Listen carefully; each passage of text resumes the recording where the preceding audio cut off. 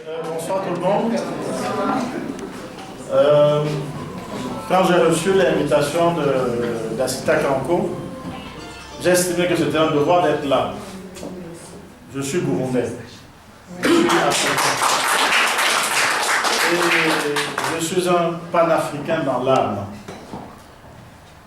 J'ai un ancien collègue de la BBC qui est aujourd'hui au Japon qui m'a écrit avant-hier, il me dit mais je ne comprends plus. Tu t'occupes de cette histoire du Burundi plus que le Burundais même, qu'est-ce qui t'arrive? Oui, le Burundi me rend malade. Le Burundi me rend malade. Pour une fois, je vais vous faire cette confidence, pour une fois, j'ai quitté ma posture de journaliste pour être militant. Parce que ce qui s'y passe est très grave. Les Africains de notre génération n'acceptons pas d'être sacrifiés par Pierre Nkurunziza et tous les autres chefs d'État du continent qui entendent emboîter son pas. Donc le combat des Burundais, c'est le combat de tous les Africains de notre génération. Excellence, votre génération est sacrifiée. Hein? C'est fini. Mais la nôtre n'entend pas être sacrifiée. Nous n'avons pas de Kalachnikov, mais nous avons une arme redoutable, la plume. Dans mon groupe de presse, nous avons pris position très clairement. Nous sommes pour Arusha, nous sommes contre un troisième mandat.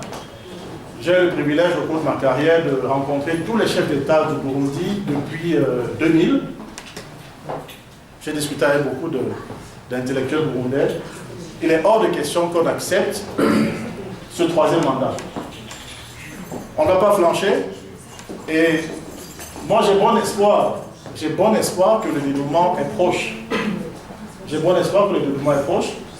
Et nous allons relayer autant que faire possible toutes les actions pour amener le président Nkurunziza à partir, quitte à revenir. C'est une hypothèse. Alors, moi j'ai rédigé une lettre ouverte au président Nkurunziza que je vais publier dans 2 jours. Je vais vous en donner quelques lignes. Cette lettre ouverte, c'est la première fois que j'écris à un chef d'État. J'ai décidé d'être impertinent parce que si nous qui avons cette petite parcelle de pouvoir, nous ne le faisons pas, les jeunes Burundais qui sont à Bujumbura, à Cibitoke, seront sacrifiés. Ce sera un combat vain.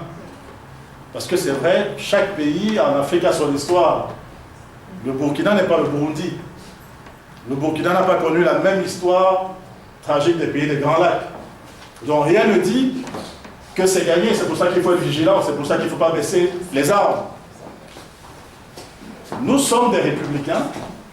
Nous sommes des légalistes. Mais nous disons que ce qui se passe au Burundi n'est pas correct. Il est important, et je le dis ici au président Nkurunziza, je dis, Monsieur le Président, depuis des semaines, les clameurs de la rue burundaise contre votre intention de briguer un troisième mandat à la tête du pays s'élèvent et inquiètent dans toutes les chaumières d'Afrique.